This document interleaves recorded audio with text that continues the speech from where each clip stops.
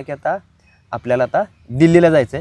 पांडुरंगाला सांगूया पुढल्या वर्षी तू इथं जाय पांडुरंगा, मी तुला परत भेटायला येतो. आणि आता जाणार आहे मी तिथे. माझी बॅग अजून तिथं काढून ठेवली आहे पंढरपूरमध्ये, ती बॅग आणायची. आणि तिथनं मी हळूच साईडला आलो आणि तिथनं एका ट्रकला हात केला. मी आकाश धडस. खरं तर संपूर्ण देशाचं आणि जगाचं दिल्लीकडे लक्ष लागलं होतं. त्याचं कारण देखील तुम्हाला सगळ्यांना माहिती आहे, तो म्हणजे जंतर मंतर. आणि याच जंतर मंतरच्या संदर्भात आपल्या मान तालुक्यातील धुळदेव गावचे सुपुत्र सचिन शिंगाडे खरं तर एकदम रिक्स घेऊन तिथं वार्तांकनासाठी गेलते. त्यांचा चॅनल देखील तुम्हाला माहिती आहे, मानदेश प्राईम. नेमकं दिल्लीत घडलं काय आणि ते मधूनच वारी सोडून कसे गेले, काय घडलं, ते माझे सहकारीच आहेत.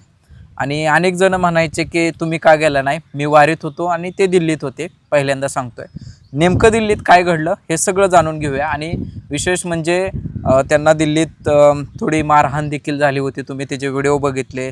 काही लोकांनी चांगल्या कमेंट केल्या, काही लोकांनी निगेटिव्ह कमेंट केल्या. ह्या सगळ्या प्रश्नांची उत्तर आज आपण त्यांच्याकडून जाणून घेऊया. नमस्ते. नमस्कार. पहिल्यांदा सांगा की तुम्ही देहू ते पंढरपूरच्या प्रवासात होता. तो प्रवास मधून सोडून दिल्लीला कसं गेला ते पहिल्यांदा सांगा. खरं तर घरून निघताना वारीला जायचं ह्या उद्देशानं गेलो होतो. गेल्या 4-5 वर्ष तुम्ही पण आपण सोबतच वारी करतोय. आणि वारी कधी आमची चुकत नाही. 5 वर्षापूर्वीपासून आम्ही कंटिन्यू वारीचं कव्हरेज करत पंढरपूरपर्यंत जात असतो. तर देहू ते पंढरपूर हा प्रवास करत असताना संत तुकाराम महाराजांच्या पालखीत चालत होतो. पालखी हळूहळू पुढं सरकत होती. बारामतीच्या पुढं पालखी आली आणि सोशल मीडियावरती जे वातावरण संपूर्ण देशभरात होतं, सोनम वांगचुक हे शिक्षण व्यवस्था बदलण्यासाठी उपोषणाला बसले होते. सोनम वांगचुक यांचे व्हिडिओ सर्वत्र व्हायरल झाले होते. मी पण ते बघायचो. आणि चालत पंढरीची वाट चालत असताना लोक सगळी भजन म्हणायची, टाळ्या वाजवायचे, गजर करायचे. पण माझं मन मात्र त्या जंतर मंतरवरती आंदोलनात होतं.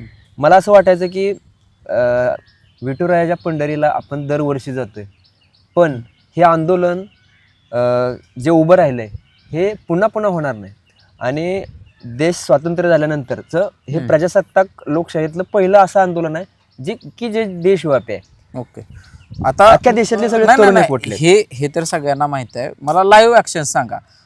तुम्ही बारामतीचा मुक्काम केला, काटेवाडीत मेंढ्यांचं रिंगण झालं आणि तिथनं पुढं भवानीनगर संसर, आपले कृषी मंत्री दत्तात्रय भरणे यांचं गाव वगैरे, तिथं कुठून निर्णय घेतला, रेल्वे स्टेशनवर कसा गेला, खिशात किती रुपये होते, कपडे किती होते, हा संघर्ष, हे स्ट्रगल लोकांना माहिती पाहिजे. तर हे ज्या गोष्टी आहेत हे माहिती आहे. बरोबर. तर हे डोक्यात विचार असलं माझ्या चालत होते. आणि मी 2 ड्रेस माझ्यासोबत होतं, नवीन घेतलं होतं. आणि बॅग माझी ही छोटीशी बॅग आहे. ह्यात फक्त काय मोबाईल, चार्जर वगैरे, स्टँड वगैरे एवढंच बसते. आणि कपडे बॅग कोणी दिली ते पण सांग. आता ही जी बॅग आहे का नाही, ती माझी पहिली बॅग हरवली होती. ती हरवल्यानंतर आकाश धडस यांचे बंधू काय बरं, विकास धडस, तर त्यांनी मला ही गिफ्ट दिली. ह्यांच्या बंधूंनी ही बॅग त्यांनी मला दिली. आणि ही बॅग आता कंटिन्यू माझ्यासोबत असते, कारण ही अशी अडकवली की इथं पोटापाशी राहते. पहिली बॅग होती ती मोठी होती जरा, त्याच्यामुळे ती गाडीला अडकवायची, ती गाडीला चोरून नेली.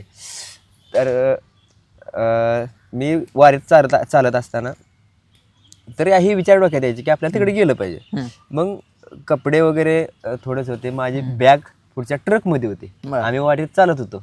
आता माझ्या डोक्यात विचार आला की आता आपल्याला दिल्लीला जायचं आहे काही करून. पण आता माझ्यासोबत पत्रकार तुषार खरात होते आणि ते देखील वार्तांकन करत होते. आम्ही दोघं सोबत चालत होतो. आता त्यांना सांगून जर दिल्लीला चाललो मी तर ते मला जाऊ देणार नाहीत, किंवा घरी जर फोन केला दिल्लीला चाललोय तर जाऊ देणार नाहीत. मी कुणाला सांगितलं नाही. मग तुषार खरात त्यांना थोडं हळूहळू पुढे जाऊ दिलं. मी थोडं हळूहळू चाललो मागणं, वारीत चालत होतो. आणि परत डोक्यात विचार आला की आता आपल्याला आता दिल्लीला जायचंय. पांडुरंगाला सांगूया पुढल्या वर्षी तू इथं जाय पांडुरंगा, मी तुला परत भेटायला येतो. आणि आता जाणार आहे मी तिथे. माझी बॅग अजून तिथं काढून ठेवली आहे पंढरपूरमध्ये, ती बॅग आणायची. आणि तिथनं मी हळूच साईडला आलो आणि तिथनं एका ट्रकला हात केला.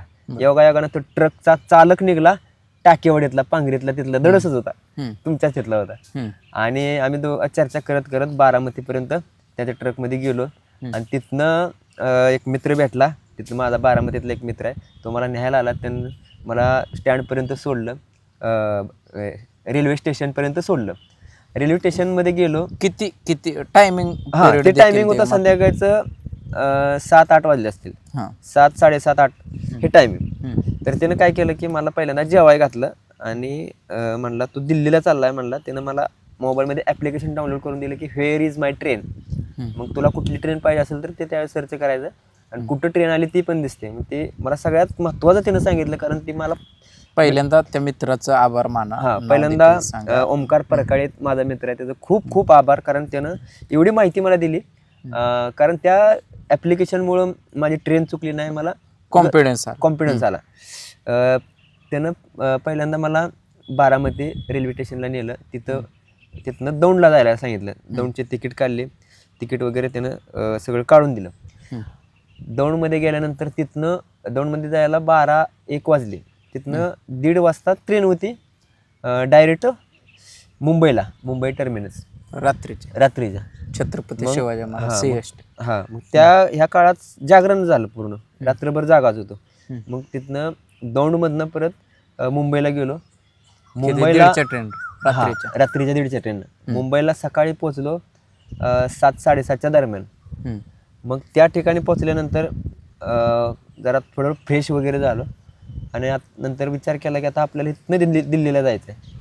मग तिथं आसपास चौकशी तिथं विचारलं की दिल्ली जाणे काय. आणि माझी थोडी हिंदी कच्ची आहे, हिंदीत येते पण ते स्लो बोलतोय मी, त्याच्यामुळं काय होतंय पुढच्या माणसाला असं वाटतं की मी लय जाड काय, अलग लक्षात, ही मेन प्रॉब्लेम आहे. आणि त्या शहरातले लोक हिंदी फास्ट बोलते ते आणि कॉन्फिडन्सनं बोलते ते, त्याच्यामुळं लगेच प्रभाव पडतोय. तसं मी हिंदी स्लो बोलतोय आणि तुटकी फुटकी बोलतोय, त्याच्यामुळं ते प्रभाव पडत नाही. त्याला वाटतं की शिकलेलं नाही काय, असं त्या शहरातल्या लोकांना वाटतं. तर मी दिल्लीचं तिकीट काढायसाठी गेलो तिथं. तर ते म्हणले की इथून दिल्लीला ट्रेन संध्याकाळी आहे. मग माझ्या डोक्यात विचार आला की संध्याकाळपर्यंत थांबायचं कुठं. मग परत मी विचारलं एका प्रवासाला की दिल्लीला जायचं. मग ते म्हणलं की तुम्ही बांद्रा स्टेशनला जावं आणि तिथनं दिल्लीला जावं. नंतर बांद्रा स्टेशनला तिथनं रेल्वे स्टेशन, मग तिथनं एक अर्धा 1 तास लागला मला बांद्रा रेल्वे स्टेशनला जायला. तिथं गेलो. तिथं गेल्यानंतर 400 रुपये तिकीट काढलं नवी दिल्लीचं. तिकीट काढलं, लय आनंद झाला तिकीट बघून. पहिल्यांदा पोचलो पण नाही दिल्लीत, पण तिकीट मात्र माझ्या नावाचं दिल्लीचं काढलंय, रेल्वेचं तिकीट. तर तिथनं परत 1 किलोमीटर चालत गेलो. रेल्वे जिथं बसायचं ठिकाण आहे ते लांब होतं, तिकीट काढण्यापासून पुढं 1 किलोमीटर. तर तिथं गेलो. आता म्हणलं की जेवण वगैरे करून घ्यायचं, कारण 25 ते 26 तास लागतात बांद्रा स्टेशन ते नवी दिल्लीपर्यंत. 25 ते 26 तास रेल्वेला लागतात. मग जेवण वगैरे करूया. मग माझ्याकडं थोडंफार पैसे होतं. तिथं जेवण करायला गेलो तर इतकी बेकार दुर्गंधी आहे ना त्या भागात. म्हणजे सामान्य माणूस म्हणजे गावाकडचा माणूस तिथं गेल्यानंतर त्याला उलटी जाणार. तिथल्या माणसांना सवय झाली त्या अस्वच्छतेमध्ये राहायची. तर त्या अस्वच्छतेमध्ये तिथं जेवायला गेलो तर तिथं पुरी भाजी, मिसळ पाव होतं, म्हणजे वेगळंच. पुरी भाजी वेगळ्या टाईपमध्येच होती. ते आपल्याकडं चव पण लागत नाही. तर ते आपलं खायचं म्हणून खायचं होतं पोटासाठी. तिथं पहिल्यांदा पुरी भाजी खाल्ली आणि तिथनं ट्रेनमध्ये गेलो. आणि ट्रेनमध्ये गेल्यानंतर म्हणलं आता जागा धरूया पहिल्यांदा. कारण ट्रेनमध्ये येताना मी उभं राहून झालो, पूर्ण उभं राहून ते मुंबई. नाही दिल्ली म्हणताय का? दिल्ली ते मुंबई. म्हणजे पहिल्यांदा जाताना म्हणलं तर जागा धरूया. मग तिथं गेलो, वरच्या ह्याच्या जागा धरली, ती झोपायचं बाखाड असतं, तिथं जागा धरली. आणि खालनं परत पुढच्या स्टेशनला गाडी गेली. तर तिथनं माणसं बाका यायला लागली, परत दाबायला लागली. परत मला तिथनं मी झोपलेलं उठवलं, मी बसलो, रात्रभर असंच बसून राहिलो. झोपायला जागा नाही, गर्दी फुल, पाय ठेवायला जागा नाही. प्रत्येक ट्रेन जनरल डब्यात तिकीट काढलं होतं त्याच्यामुळं. आणि AC किंवा स्लीपर फर्स्ट क्लास असतं का नाही ते, तर त्याला जास्त तिकीट आहे. 1000 रुपये 1500 रुपये असं काहीतरी तिकीट आहे. मला वाटतं 19 रुपये काहीतरी तिकीट आहे. तर मी 400 रुपये तिकीट काढलं होतं. त्याच्यामुळं मला थोडा त्रास झाला. मग तिथनं असं हयाशी रात्र म्हणजे जागून प्रवास नवी दिल्लीला गेलो. तिथे गेल्यावर लय भारी वाटलं. असं वाटलं की आपण महात्मा गांधींना सपोर्ट केला नाही, म्हणजे संधीच मिळाली नाही आपण त्या काळामध्ये.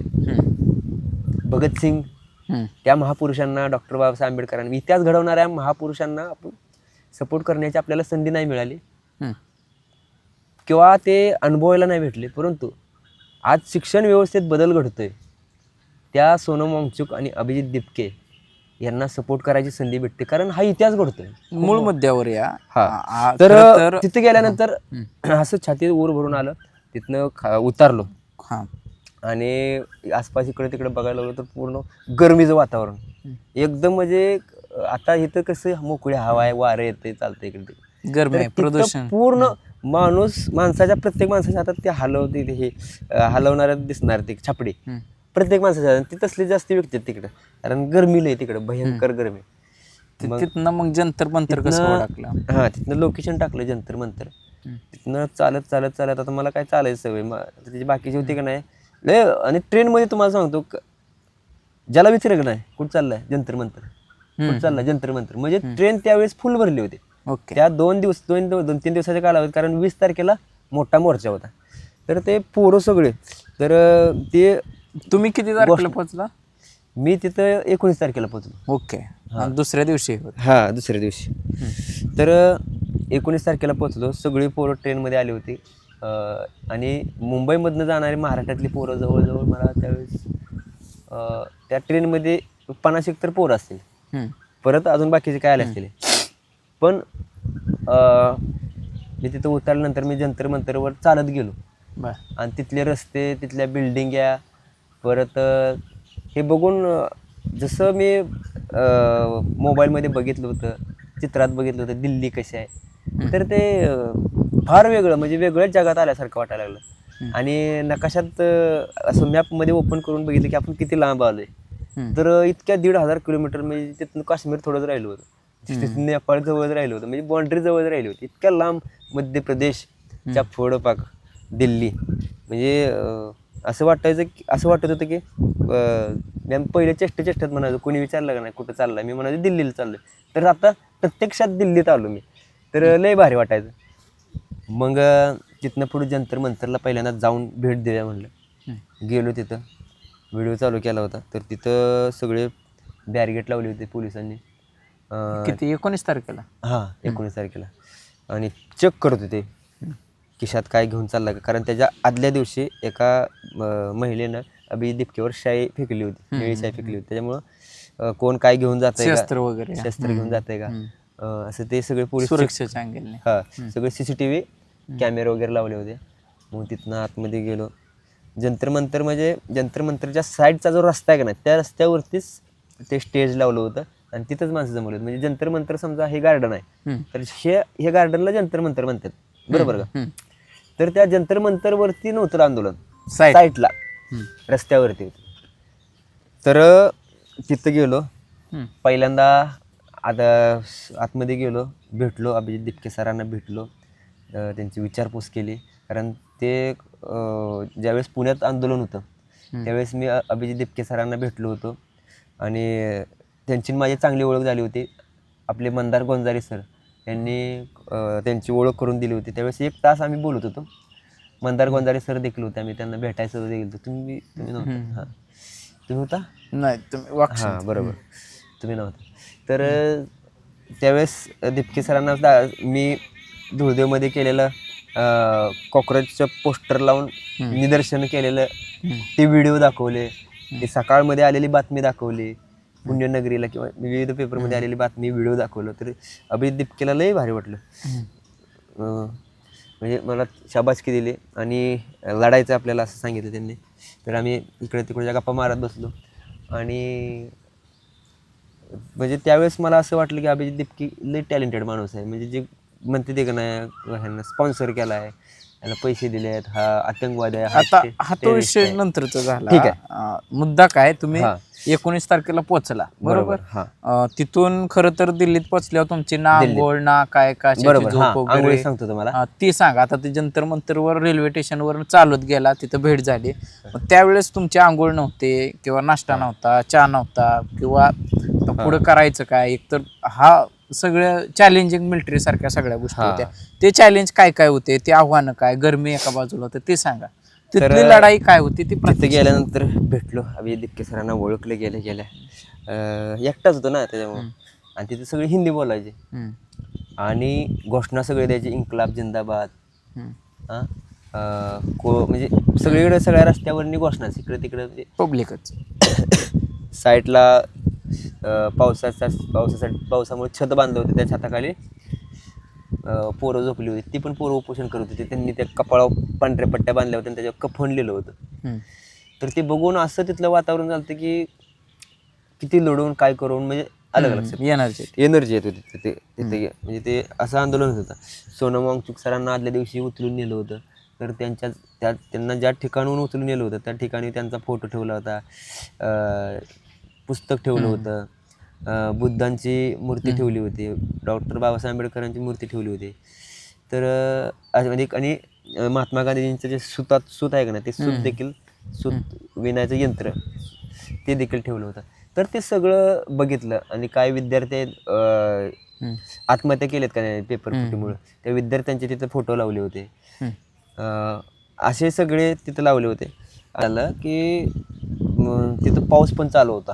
म्हणजे थोडा वेळ पाऊस यायचा, परत गरमी यायची. हा. आणि नाही, पाऊस असून देखील गरमी होते पावसात. म्हणजे तिथं उष्णता कसलं वारं. पाऊस जरी पडत असला ना तरी माणसांचं म्हणजे पावसाच्या आडोशाला थांबला असला का नाही एखादा माणूस, तरी त्याला घाम यायचा. म्हणजे इतकी उष्णता. तर अशी परिस्थिती असताना माझ्याकडे फक्त एवढीच बॅग होते. माझी कापडं तिकडं असं ट्रकमध्ये वारीत होते. तर मी काय केलं की माझ्याकडे एक छोटासा कागद होता, जे वारीमध्ये चालत असताना पावसात अंगावर घ्यायचा. तर तो कागद आता ह्याच्यात असेल, अजून नाही तो कागद आता. तर तो कागद हातारला खाली आणि त्याच्यावर झोपलो. आता रस्त्यालाच सगळी पोरं तिथं रस्त्याला झोपायचे, काय रेल्वे स्टेशनला जायचे, काय मेट्रो स्टेशनला जायचे. तर अशी पोरं झोपायचे. तर मी पण त्यांच्यासारखंच तिथं झोपलो. आणि मच्छर वगैरे चावत होतं, पण गारट्याचं टेन्शनच नव्हतं, गार लागतच नव्हतं, उलट उकडत होतं. त्याच्यामुळं मग सकाळ उठलो. आता म्हणलं आंघोळ कुठं करायची. तर तिथं एक टँकर लावला होता पाण्याचा, तिथं हातपाय धुतलं. आंघोळ काय केलं नाही. किती 20 तारखेला? हा 20 तारखेला, त्या दिवशी आंदोलन होतं. ओके. आता 20 तारखेला काय काय घडलं ते? आता 19 तारखेला गेलो, तिथं काय चार्जिंगचं पॉईंट वगैरे काय नव्हतं. त्याच्यामुळे माझं गणलं काय की माझा मोबाईल चार्जिंग नव्हता. आता 20 तारखेला आंदोलन सकाळी 6-7 वाजल्यापासून सुरू झालं, पोर सुरू झाले. आता मोबाईल लावला, चार्जिंग लावणार कुठं?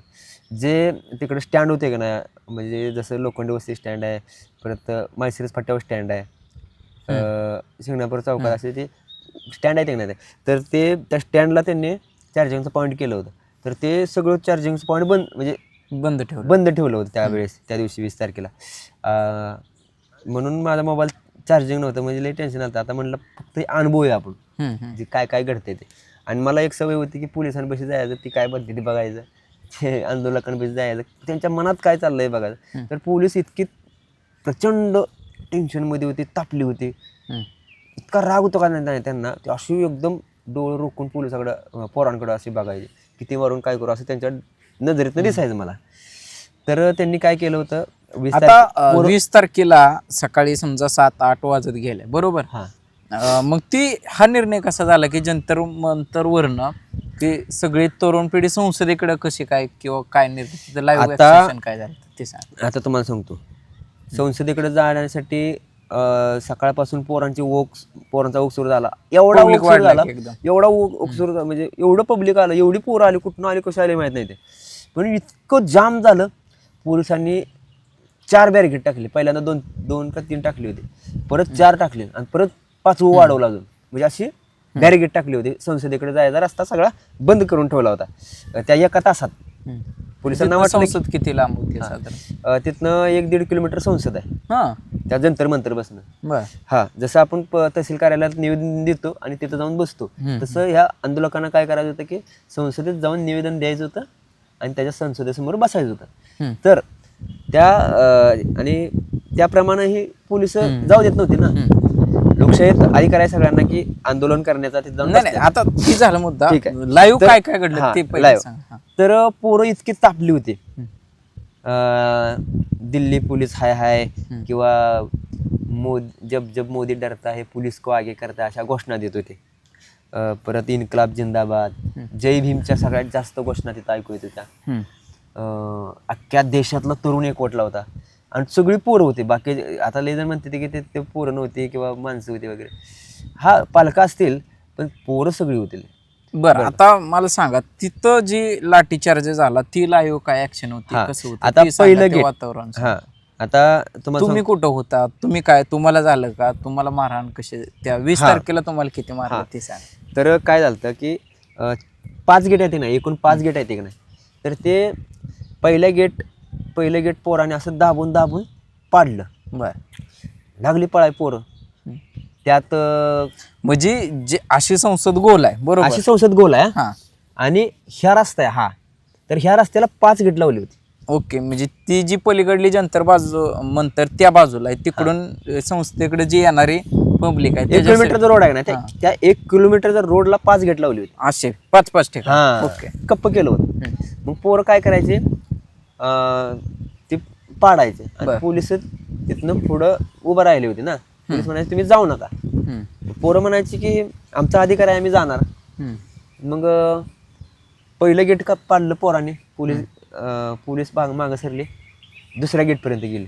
तिथं परत मोठा फौज फाटा आणि तिसऱ्या गेटला त्याच्यापेक्षा मोठा फौज फाटा, चौथ्या गेटला त्याच्यापेक्षा मोठा फौज फाटा आणि 5व्या गेटला तर डायरेक्ट फायरिंगच होते.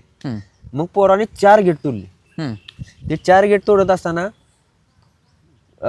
पोलिसांनी इतका बेकार लाठीचार्ज केला की अश्रुधूर सोडलं. अश्रुधूर एकदा म्हणजे आमच्या बेशी सोडला होता तिथं. असं बॉम्ब तयार करते, बॉम्ब असतो ती फेकते ते आणि त्यातनं धूर येतो. तर ते डोळ्यातनं इतकं पाणी यायला लागलं, खोकला यायला लागला, ठसका लागायला लागला, इतकं भयंकर झालं. पोरं लई तापली. पोरं ऐकणं ते. मग परत पहिल्या 2-3 असं झालं, अश्रुधूर सोडलं. परत जे अश्रुधूर यायला लागलं नाही ती पोरं काय करा हातात घ्यायची आणि माघारी फेकायची, पोलिसांवरच फेकायची. मग आता पोलिसांना यायला लागला राग, म्हणून पोलीस लय मारायचे परत. आणि पोरांना का राग यायचा की आपल्याला पोलीस का मारतात. मग त्या दिवशी तिथं एक दगडानं भरलेला ट्रक एक आणून उभा केला होता. कुणी आता त्या कुणी आणून ठेवला हे कुणालाच माहित नाही. बर जर तिथं ट्रक आणून ठेवला तर ही व्हिडिओ आहे सगळे, सरकार चौकशी का करत नाही. कारण त्या सरकारनं ट्रक तिथं पोलीस दगड आणून ठेवले होते आंदोलन बदनाम करण्यासाठी. तर नंतर त्यांनी पाण्याचा प्रेशर त्याला मारा करायला सुरुवात केली. पोरं त्याच्या खाली नाचायला लागली. परत त्यांनी असं किती वाजेपर्यंत घडत चाललेलं आहे? असं तब्बल सकाळी 7-8 वाजल्यापासून दुपारी 4 वाजेपर्यंत, जेव्हा रात्र झाली तेव्हाच पोरं सगळे पांगली. 4-5 वाजेपर्यंत हे असं घडामोड चालू होते. त्यात किती म्हणजे तुम्ही लाईव्ह बघत होता का? हा मी लाईव्ह चौथं गेट म्हणजे पाडताना मी होतो तिथं पुढं. मी लीड केलं होतं. माझ्या ह्या बॅगात हेडफोन होता आणि पैसे पण होतं आणि हे तर ठेवलं होतं आणि अशी एकदम अशी बॅग अशी झालते बघ, कारण हे तुटलो म्हणजे चेन आहे का नाही ती निघली. आणि तर ते हेडफोन तर गेलाच, म्हणजे गेला म्हणजे चोरला नाही कुणी, पडला ते पडला. गडबडीत. हा ती काय तसं नेणार थोडीच. हां बाकीचं काय झालं नाही. मग तिथनं मला कळलं की आपली आता बॅग फाटली आहे, आपण बाहेर निघावं. मग ते मी ढकलत असताना तिथनं आता बाहेर कसं माघारी जायचं, इतकी गर्दी भयंकर, जिकडं बघल तिकडं गर्दीच नाही. म्हणजे इतकी गर्दी का नाही, म्हणजे आपण आता मसवडमधल्या गार्डनमध्ये बसलो का नाही, हिथनं मला वाटते मायनी चौक माऊली इकडं कोर्टापर्यंत सगळी पोरच. इकडं पण तेवढीच पोरं, इकडं पण तेवढीच पोरं, रस्त्याने सगळी पोरं. बर मग आता तिथनं बाहेरच पडता येईना. मग मी बाहेर पडायला लागलो, मागून दाबत यायची पोरं प्रेशरनं आणि त्या दचक्यात गेलो मी पुढं पोलिसांच्या आणि पोलीस असे खाट खाट खाट खाट खाट मारत यायचे. हम्म. 4 ठोकं माझ्या गांडीवर पडलं. म्हणलं आता पुढे जायचं नाही. परत मी त्या प्रयत्न करत होतो आता बाहेर निघायला, हम्म. पण ती पोरं मला मागचं गर्दी लय. गर्दी. आणि त्यात काय झालं, पोराने ते 4थं पण गेट पाडलं. हम्म. 4थं गेट पाडलं आणि मी पण म्हणजे काय पोरं खाली पडली आणि ते वरनं हा, त्या चला, height. हा, खालची पोरं चेंगारला, मी पण खाली होतो. आणि एक कट्टा होता, त्या कट्ट्यावर हे पाय आहे का नाही तिथं होता, आणि त्या पायावर 4-5 पोरं पडली. अजून एखादा पडला तर पायच मोडला असता. आणि परत ती पोरं कसं तरी उठवते, तर ते बॅरिगेट खटकेनं माझ्या डोक्याच्या तिथे येऊन पडलं. बॅरिगेट इतकं मोठं, तर ते बॅरिगेट जर चुकून डोक्यावर पडलं असतं तर ते खेळ खालाच होता. मग तिथनं पुढं मी पण तापलो, लय राग आला मला. असं वाटलं यायला पण आता मिलो असतो ना, आपण आता मिलो असतो, मग सगळं संपलं असतं. मग त्यावेळेस डोक्यात विचार आला की आता आता आता लढायचं आपण, आता भ्यायचं नाही, आपला पुनर्जन्म झाला आता. आणि नंतर परत काय झालं सांगतो मला. पोलिसांनी ते अश्रुधूर वगैरे हे करायला सुरुवात केली. 5वं गेट आलं. 5व्या गेटकडे पोरं पळत जायला लागली. मग तिथनं फायरिंग सुरू झाली. असे हवेत फायरिंग करायचे. पोरं माघारी पळायचे. माघारी पोरं गेले का नाही, मग पोलिसांना भारी वाटायचं. पण पोरं काय करायचं माहिती आहे, दुसऱ्या रस्त्याकडे जायचे आणि तिकडून यायचे. मग पोलिसांना लय पळवलं त्यांनी. मग पोरांनी शेवटी काय केलं की ट्रॅफिक जाम केलं. मग पोलीस टेन्शनमध्ये आले. मग मी त्या पोलिसांकडे बघायचो. त्यांच्या असा घाम आलता त्यांना. जिथं पोलीस मुख्यालय तिथंच आहे. तर ते इतकी टेन्शनमध्ये होते ते पोलिस, अक्षरशः 2-2 सिगरेट असे सगळं संघ प्यायला लागले. ते पोलीस 2-2 संघ सिगरेट प्यायला लागले. मग त्यांनी काय केलं, पोलिसांच्या तुकड्या केल्या वेगळ्या, स्पेशल फोर्स ग्रुपनं. एक इथं सुरुवात केली का नाही, एकदमच मारत काढायची. आलं लक्षात, एकानं सुरुवात करायला नाही, सगळ्यांनी सुरुवात करायची मारायला. मग तरच पोरं पळायचे. मग त्या कालावधीत 20 तारखेला हा त्या कालावधीत तिथं चंद्रशेखर आझाद म्हणून संसदेत खासदार हा ते तिथं आलता. परत अभिजित दिपके आणि परत ते जयप्रकाश, जे ते ॲक्टर आहेत बघा, विलनचं काम करतात. तर ती दोघं टेम्पोत वर बसून आले. तर ती वेगळ्या ठिकाणी आले ते बरं का. आम्ही जिकडे होतो ना तिकडं नव्हते आले. ते व्हिडिओमध्ये बघितलं. तिकडे काय घडलं काय मला माहित नाही, पण अशी लय पोर होती ना, म्हणजे अशा लय तुकड्या होत्या पोरांच्या. ओके. आता 20 तारखेला हे सगळं घडलं, संध्याकाळी वातावरण शांत झालं, बरोबर. मग तुम्ही 20 तारखेला झोपला कुठं, किंवा संध्याकाळी ज्यांना मारहाण झाली ती कुठं गेली, किंवा काय 20 तारखेची संध्याकाळ कशी होती 5-6 वाजता आता ती लाईव्ह? कारण एक तर मिलिटरी म्हणजे थोडक्यात एक तिथं जे मारहाण झाली ती, मग तिथलं वातावरण कसं होतं? आता तिथलं वातावरण 20 तारखेच्या संध्याकाळ तणावाचं वातावरण निर्माण झालं. मग पोलीस कोणाचं ऐकत नव्हते. सगळं पोरांना थोडं जरी केलं तरी लगे तेवढ्या लोकांना तिथं पाणी होतं का, किंवा काय असं बकेच्या बिस्किट चहा किंवा काय? पाणी तर नव्हतं. म्हणजे तिथं जंतर मंतरला त्या दिवशी जरा तुटवडा झाला, अन्नाचा पण झाला आणि पाण्याचा पण झाला, कारण पब्लिक जास्त वाढत. परंतु दुसऱ्या दिवशीपासून लगेच ते अन्न पाणी यायला लागलं. परत त्या दिवशी अंग सगळं दुखत होतं, मार खाल्ला होता, गर्दीत चमल्यामुळं सगळं अंग दुखत होतं. परत त्या दिवशी पण रस्त्यावर झोपलो. परत मला माहीतच नव्हतं की तिथं आपल्या खासदारांचे शासकीय निवासस्थान असतात, महाराष्ट्र भवन आहे. कारण आपण दिल्लीला कधी गेलोच नाही आणि सगळं नवीन ठिकाण, त्याच्यामुळं मेमरी सगळी ही झाली. मग दुसऱ्या दिवशी माझ्या डोक्यात विचार आला की आता आंदोलन झालं तर आपण माघार जाऊया 21 तारखेला. मग मी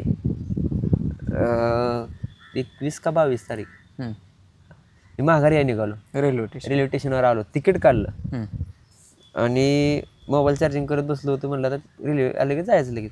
तोपर्यंत मला आपल्या मान तालुक्यातील पत्रकार विशाल माने यांचा फोन आला. तर ते काय म्हणले की काय चाललंय सचिन? मी म्हणलं तर मी येतोय माघारी.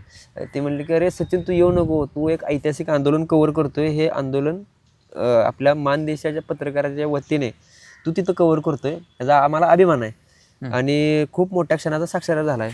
तू तिथनं हलू नको, तुला काय पाहिजे सांग आम्हाला, आम्ही देतो. तर मला पण असं वाटलं की त्या आंदोलनाचं गांभीर्य मला पण कळलं. मग नंतर मी तिथे राहण्याचा विचार केला. सगळ्या ज्यांचं पत्रकारांचा फोन यायला लागला त्यांना सांगत राहिलो की आता मी येत नाही. आणि परत मी व्हिडिओ बनवला 21-22 हां, की माझी परिस्थिती काय आहे सध्या, की मला असं आंघोळ केलं नाही, कपडे मळे येते किंवा तर ते व्हिडिओ झोपायचं नाही. तर ते व्हिडिओ बघून महाराष्ट्रातनं अनेक फोन आले. खासदार निलेश लंके साहेबांचा फोन आला. त्यांनी मला तिथं सोय केली त्यांच्या शासकीय निवासस्थानी रूमवर केली. त्यानंतर धैर्यशील मोहिते पाटील त्यांची तिथं शासकीय निवासस्थान आहे. परत महाराष्ट्र भवन आहे तिथं महादेव जानकर साहेब, राजू शेट्टी हे दोघं तिथं. जानकर साहेबांनी आवर्जून मला फोन केला आणि म्हणले की सचिन काळजी करू नको, तू इकडे येत जा. ती माझ्या आता राहायची खायची सगळी सोय झाली. पण प्रॉब्लेम असा झाला की तिथं नीटच चालत नव्हतं. तिथं कवर करायचं मी सगळं. अजूनसुद्धा माझ्या मोबाईलमध्ये लय व्हिडिओ आहेत, पण ते तिथं नेट नसल्यामुळे सोडता आलं नाही. आणि हे 2 मोबाईल होतं त्याच्यामुळे ते कुठं चार्जिंग करायचं. मग व्हिडिओ काढलं सगळं. आता व्हिडिओ हळूहळू सोडणार आहे. आणि या कालावधीमध्ये पोलिसांनी विद्यार्थ्यांना त्रास कसा दिला तुम्हाला सांगतो. पहिल्यांदा जे झोमॅटोवाले जे ऑर्डर घेऊन येतात का नाही, जे देशातल्या विविध ठिकाणाहून लोक तिथं ऑर्डर करायचे आणि त्यांना सांगायचे की तुम्ही तिकडे जाऊन द्या. झोमॅटो बॉयवाले तिकडे येऊन द्यायचे. तर ते झोमॅटो बॉयला अडवायचं, त्यांच्यापासून काढून घ्यायचं. तिथले जवळचे रेस्टॉरंट हॉटेल सगळे बंद ठेवले होते. का? कारण ही पोरं जगतील इथं. परत इंटरनेट सेवा सगळी बंद ठेवली होती. आणि हे सगळं होत असताना हे सगळी परिस्थिती तिथल्या स्थानिक नागरिकांना कळली आणि त्यांनी परत घरनं अन्न वगैरे आणायला चालू केलं. तिथनं पुढं काय कमी कोणाला पडलेलं नाही. ओके, आता मूळ मुद्द्याकडे येऊया. तुम्ही रेल्वे स्टेशनवर गेला, तिथं तुम्ही एका हॉटेलला गेला जेवायला, तिथं तुम्हाला मारहाण घडली. तो प्रसंग सांगा, तिथं काय काय घडलं ते सांगा आणि कसं घडलं ते देखील सांगा. ते सगळ्यांना जाणून घ्यायचं. ओके, तर आता त्या दिवशी काय झालं होतं की जे देशातले सगळे यूट्यूबर पत्रकार आले होते तिथं. नेट नसल्यामुळे, इंटरनेट नसल्यामुळे रेल्वे स्टेशनला रेंज होती, त्या भागात रेंज होती. रेल्वे स्टेशनला चालत जायचं किंवा रिक्षाने जायचं आणि तिथं जाऊन ते व्हिडिओ अपलोड करायचे, चॅनलला सोडायचे. तर असे करत होता मी पण त्याच्यासोबत जायचो, व्हिडिओ सोडायचो. आणि परत तिथं गेलो, व्हिडिओ सोडलं. आता म्हणलं की आता डबल आंदोलनाच्या ठिकाणी न जाता आपण डायरेक्ट लंके साहेबांच्या रूमला जाऊया. पण आता जेवण केलं नव्हतं, मग आंदोलनाच्या ठिकाणी जाऊन जेवण करू लागत होतं. म्हणलं आता इथंच जेवण करावं. आणि तिथलं जरा सगळं जेवण मिळमिळत असल्यामुळे म्हणलं चिकन थाळी मागवू. तर तिथं हॉटेलमध्ये जेवायला गेलो. अशी लाईन हॉटेल आहे ते रेल्वे स्टेशनच्या बाहेरच. तर ते अडवून म्हणायला लागले, ओ भाई चलो ना, बहुत अच्छा है. म्हणजे हिंदीत लय भारी गोड गोड बोलते ते. तर 2-3 ठिकाणी डावललं आणि 4थ्या ठिकाणी म्हणलं पुढे बघू तिथे गेलो. तर त्यांनी म्हणले बहुत अच्छा आहे, लय भारी गोड गोड बोलले. आणि चला म्हणले तुम्हाला AC रूममध्ये बसवतो आणि चार्ज काय नाही लागत वगैरे वगैरे. मग तिथं गेलो. मग त्यांना म्हणलं मेनू कार्ड द्या. तुम्ही एकटंच होता? हां, मी एकटाच होतो. मग त्यांना म्हणलं मेनू कार्ड द्या. मेनू कार्ड दिलं. पहिल्यांदा त्या मेनू कार्डवर 180, 200, 280, 220 असं त्याच्यावर लिहिलेलं होतं. आणि चिकन थाळी 200 रुपये. ठीक आहे म्हणलं, चिकन थाळी 200 रुपये द्या. त्यांना चिकन थाळी लावायला सांगितली. आली आणि त्या चिकन थाळीत काय होतं, चिकन थाळी होती आणि त्या चिकन थाळीत काय होतं, वरण, कोबूची भाजी, भात आणि चिकनचं 2-4 तुकडं आणि पराठा तसला. तर हे वेज थाळीच, पण ते चिकनचा नुसता नावाला चिकन. तर अशी गंडवत येते. तर परत एक 10-15 मिनटं झाले असतील. तर त्यांनी लगेच दुसऱ्या वेटरला दुसरं मेनू कार्ड घेऊन पाठवलं. पहिल्या वेटरने पहिलं मेनू कार्ड घेऊन गेला. आता दुसरा वेटर दुसरा मेनू कार्ड घेऊन आला. ये लो भाई पेमेंट कर दो. खाने के बाद करता हूँ ना, नहीं भाई मेरे को भी जाना है, वो वेटर गया छुट्टी पे गया, और मेरे को भी छुट्टी पे जाना है. नहीं मैं करता हूँ ना म्हणलं, म्हणजे खाली करतो ना म्हणलं. नाही मेरे को जाना है. ठीक आहे, स्कॅनर दो. मी 200 रुपये मारायला लागलो. म्हणलं 850 भाई. 850 किधर आहे? 200 आहे ना. मग त्यानं ते हातातलं मेनू कार्ड दाखवलं. म्हणलं इधर काय लिखा है? मी म्हणलं 850. आईला म्हणलं असं कसं काय झालं, मग 200 होती. हम्म. मग मी आलो टेन्शनमध्ये, नाही करणार आहे तो बोलो असंच म्हणायचं, म्हणजे दमच द्यायचं. हम्म. मी म्हणलं पैसे नाहीत माझ्या, म्हणजे पैसा नाही मेरे पास, असं तसं बोललो मी त्यांना. तर ती काय ऐकूनच घेणार. मी केला जानकर साहेबांना, महादेव जानकर साहेबांनी त्यांना चांगल्या भाषेत सुनावलं, पण जानकर साहेबांचं पण त्यांनी काय ऐकलं नाही. परत त्यांनाच फोन का लावला म्हणून परत मला मारहाण करायला लागली आणि माझ्या खिशात होतं 2000 रुपये. आता मी देऊ शकत होतो, पण ते अन्याय होतोय ना माझ्यावरती. आणि मी म्हणायचो की एवढं या दिल्लीमध्ये मंत्री, आमदार, खासदार असताना तर हे मारतात कशी, भारताची राजधानी दिल्ली आहे ना, आणि एवढी लोक आहेत. ते मला वाटलं सगळी लोक धावून येतील, तर माणूस येत नाही, कोणा अडचण असला नाही, येत नाही. मग त्यांनी मला बाहेर काढलं, 2000 रुपये काढून घेतलं आणि मी व्हिडिओ चालू केला परत. मी म्हणलं पैसे द्या, म्हणलं ऐसा नाही करणे का, पैसे देणे का. तर त्यांनी मारायला चालू केलं. तर तिथली माणसं जी होती का नाही, ती माणसं त्यांना अडवायचं सोडून मलाच म्हणायचं तू पळून जा, भागो भागो भागू म्हणून. मी आलो टेन्शनमध्ये आणि हा असा व्हिडिओ लगेच सोडून दिला. आणि परत इतकं भावनिक झालो मी, ते रिक्षात त्या ह्याच्यात टांग्यात व्हिडिओ केला. हां, इतकं भावनिक झालो की म्हणलं काय देशात चाललंय, म्हणलं इतकी गुंडगिरी का फोफवली ह्या सरकारच्या काळामध्ये. तर परत दुसऱ्या दिवशी मी पोलीस स्टेशनला गेलो. पोलिसांना सगळा प्रकार सांगितला, व्हिडिओ वगैरे दाखवले. तर पोलीस काय म्हणले की हे तुझ्या बाबतीतच नाही, अनेकांच्या बाबतीत घडतंय, त्यामुळे तुम्ही ॲक्शन का घेत नाही. आम्ही अनेक वेळा ॲक्शन घेतली, पण ते आम्हाला सारखे परेशान करतायत. मी म्हणलं प्रॉब्लेम काय. तर ते पोलीस काय म्हणले की त्यांना 2 लाख रुपये 1.5 लाख रुपये भाडं आहे तिथल्या हॉटेलवाल्यांना, आणि ते हॉटेलवाले भाडं निघत नाही किंवा पैसे जास्त मिळत नाहीत म्हणून हे बाहेरचे लोक आलेत ना, त्यांना लुटतात. 200 रुपयाचं 2000 रुपये घेतात, 100 रुपयाचं 1000 रुपये घेतात, आणि बाहेरची माणसं गपचिप देतात, निघून जातात. कोण कालवा करत बसत नाही, आणि कोण कालवा करायला लागला त्याला मार देते ते, आणि स्थानिकचे लोक काय ते जेव्हा जात नाही ते. तर असा प्रकार आहे. मग साहेब म्हणलं माझं पैसे तर द्या. मग त्यांना 1000 रुपये त्या पोलिसांनी स्वतःच्या खिशातनं काढून दिला. आणि तिथनं परत मी गेलो.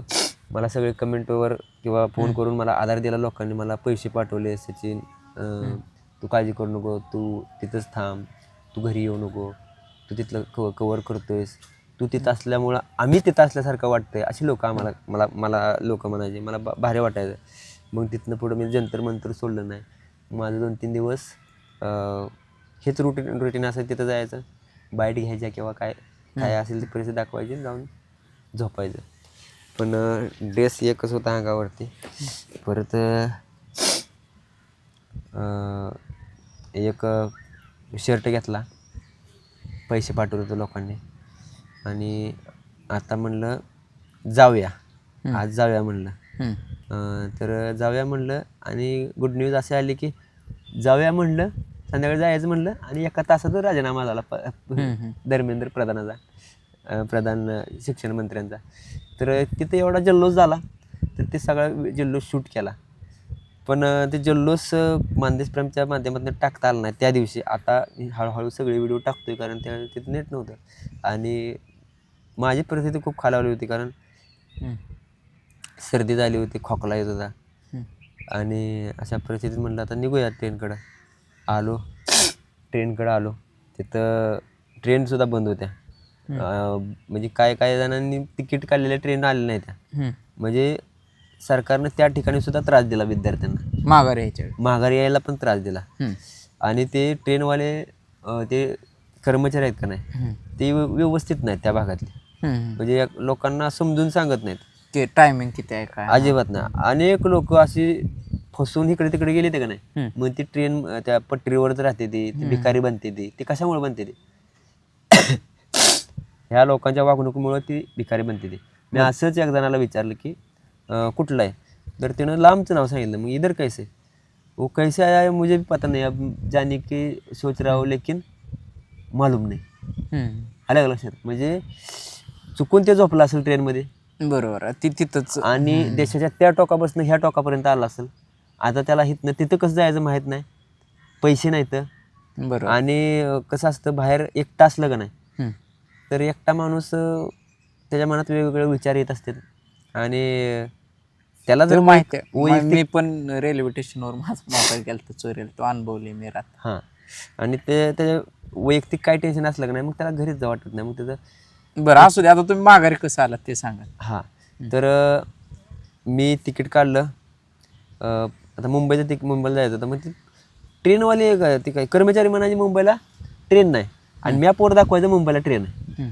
आईला मी विचार करायचं मग चुकीचं कोण, ती चुकीचं आहे ते का ही चुकीचं आहे, मॅप चुकीचं आहे काय ते ॲप्लिकेशन चुकीचं आहे का ते कर्मचारी चुकीचे आहेत. ॲप्लिकेशनवर तर दाखवायचं ट्रेन येते या ट्रेन जाणार आहे आणि तिथं ते आले का? कर्मचारी म्हणायचे नाही ट्रेन म्हणजे कॅन्सल केलं ते ना ट्रेन, गर्दीच तेवढी होती.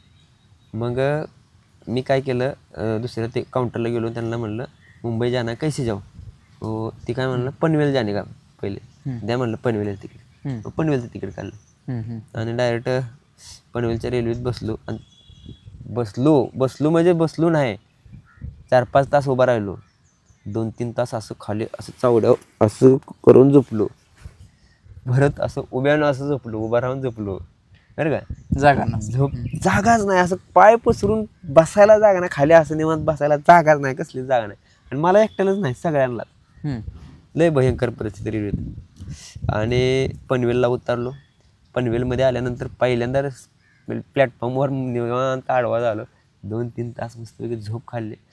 परत उठलो, बाहेर गेलो, जेवण केलं आणि म्हणलं आता पनवेलमध्ये आलो आहे म्हणल्यावर तर कळंबोली पनवेलमध्ये आपले लय ओळखीचे आहेत. म्हणजे अनेकांना फोन करायला लागलो आणि आपल्या पांगरी गावातल्या अरुणा दडस म्हणून तिथे रिक्षा चालवतात, मला त्यांची मुलाखत घ्यायची होती. म्हणलं मुलाखत तरी घ्या. त्यांना फोन केला. ते आता आल्या तिथं. त्यांनी माझी परिस्थिती बघितली, मला एक ड्रेस घेऊन त्यांनी दिला, खायला घेऊन दिलं आणि पैसे देऊ का म्हणले. मला आहे तर पैसे. तर परत तिथनं पुढं मोठे साहेबांना फोन केला.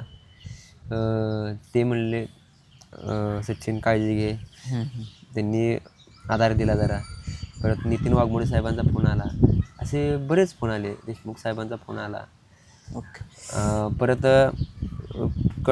पनवेलमधनं कळंबोलीला गेलो आणि कळंबोलीतनं ट्रॅव्हल्सनं डायरेक्ट मसवडमध्ये उतरलो. रात्रभर प्रवास केला, रात्री मात्र झोपून आलो ट्रॅव्हल्समध्ये. अशा प्रकारचा हा दिल्लीचा प्रवास झाला. हो, ते सचिन शिंगाडे. खरं तर आपण त्यांचे दिल्लीमध्ये जे जंतर मंतर आंदोलन झालं, त्यांना तिथं मारहाण झाली, काय कसा हा सगळा प्रवास घडला हे सगळं जाणून घेतलेलं आहे. एकदा आपण त्यांची बाकीच्या विषयाच्या संदर्भातली नंतर मुलाखत घेऊया. तुमच्या काही कमेंट असतील तरी नक्की करा. धन्यवाद.